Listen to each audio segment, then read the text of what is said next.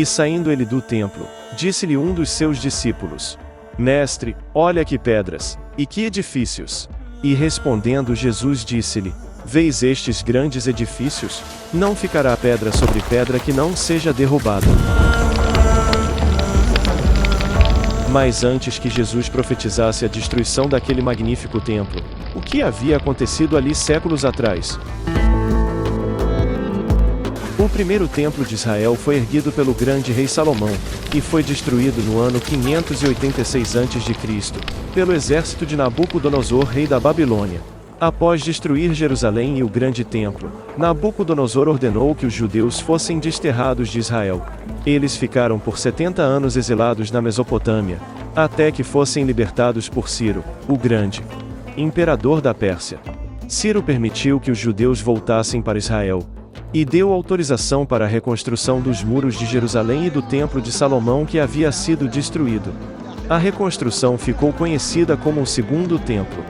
Mas séculos depois, com o domínio do Império Romano, aquela reconstrução estava prestes a sofrer sérias mudanças.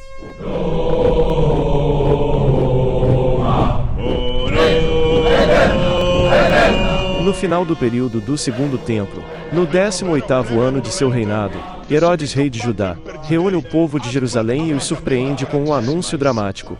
Seditiones populus Romanus factus est. Herodes declara sua intenção de remover o antigo templo, que foi construído no Monte Moriá pelos retornados da Babilônia, e edificar um novo templo em seu lugar, o mais sagrado e belo de todos os tempos.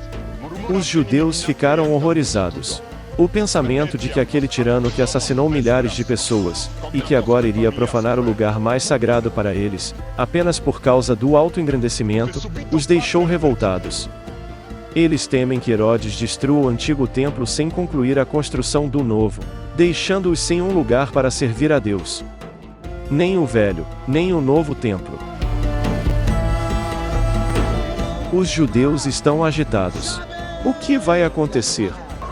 O historiador Flávio Joséfos conta que Herodes tranquilizou os judeus prometendo preparar todos os materiais de construção com antecedência, antes mesmo que uma pedra fosse removida do antigo templo. De acordo com o Talmud, a história envolveu um acordo secreto entre Herodes e um sábio judeu chamado Baba Ben Buta. Em uma reunião privada, Herodes revela ter se arrependido de ter derramado o sangue de milhares de judeus, e concorda em expiar seus pecados, construindo um glorioso novo templo que espalhará sua luz ao redor do mundo. Ao que o sábio respondeu: O templo que é a luz do mundo se apagou. Vá agora e reacenda a luz das nações. Este acordo abriu uma janela histórica de oportunidades. Herodes, o grande construtor, de Cesareia, Massada, Heródion, e inúmeros outros projetos uniu forças com o povo judeu. Juntos eles vão transformar o pequeno e modesto templo em Jerusalém em uma grande e magnífica casa de oração, que deixará uma marca profunda na humanidade. Os trabalhos começam com uma tremenda explosão de atividades.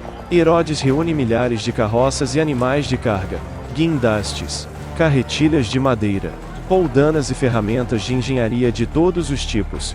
10.000 trabalhadores judeus, sozinhos com os melhores engenheiros do mundo romano, realizam o trabalho. Centenas de sacerdotes cuidam da construção de áreas sagradas. Mas um problema ainda ameaça frustrar todo o projeto: o Monte Moriá. O local designado para o novo templo é estreito e íngreme. A área disponível para a construção é limitada, e certamente não é adequada para os conjuntos monumentais que Herodes imaginou. A solução de Herodes é erguer uma construção ambiciosa, de enormes fundações e paredes que suportariam um pátio gigante, e então construir o templo no centro do pátio. É uma obra assustadora. A parte mais importante do plano é o uso de enormes pedras de construção para garantir a estabilidade das paredes do monte do templo. Olhem essas pedras. Cada pedra pesa algumas toneladas. As maiores pedras pesam centenas de toneladas cada uma. Sem nenhuma argamassa ou rejunte, o tremendo peso das pedras se encarrega de estabilizá-las no lugar como se fossem uma rocha sólida. Transportar esses enormes blocos da pedreira, que ficava ao norte, e colocá-las no monte do templo, requer planejamento preciso, tecnologia sofisticada e, o mais importante, muito trabalho duro. Toda esta encosta era uma grande pedreira. Muitas pedras medindo 2 a 4 metros de comprimento foram encontradas na pedreira de Arzei Abirá.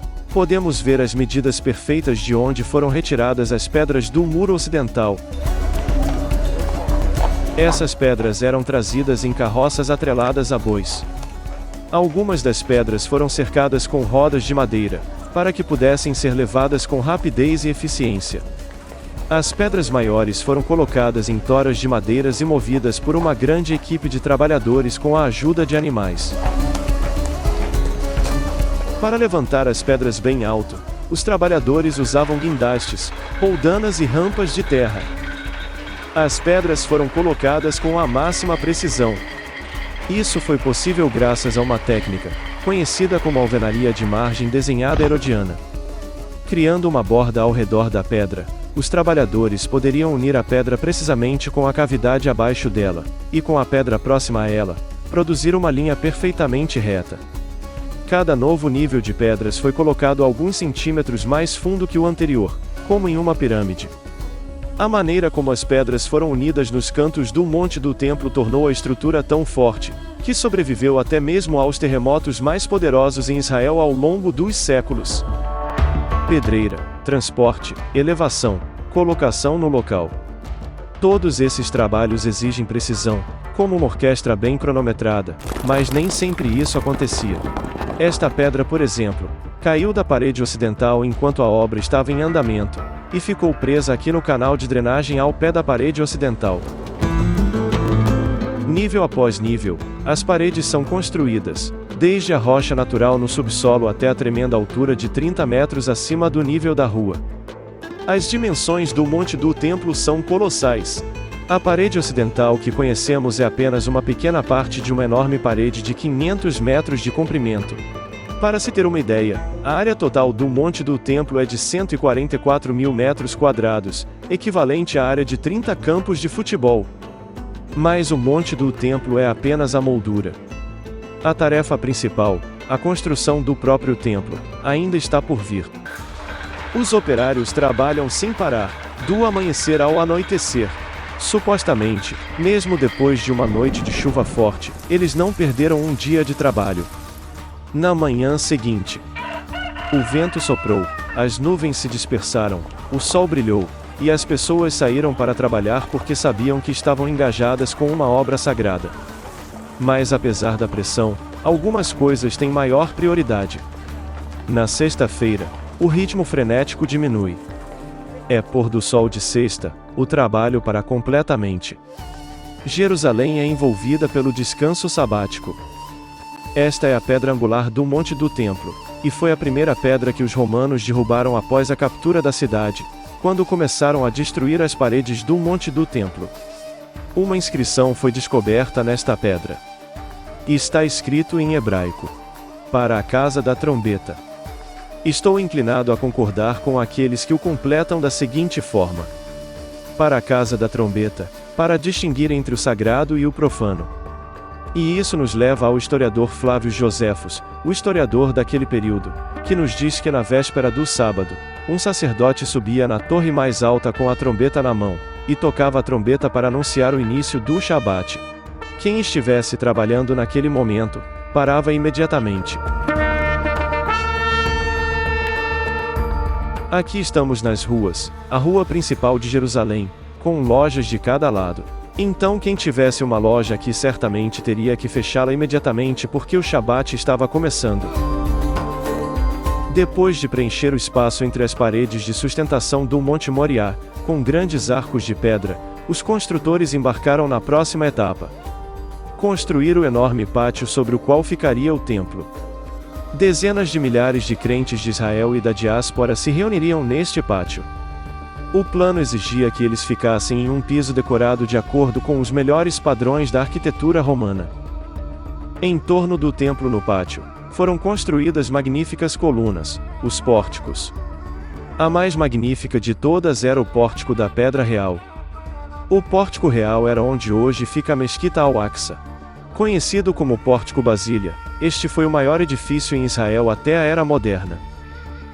No livro Antiguidades dos Judeus, Flávio Joséfos descreve o edifício como uma floresta de colunas. Continha 162 colunas, cada uma feita de uma única pedra.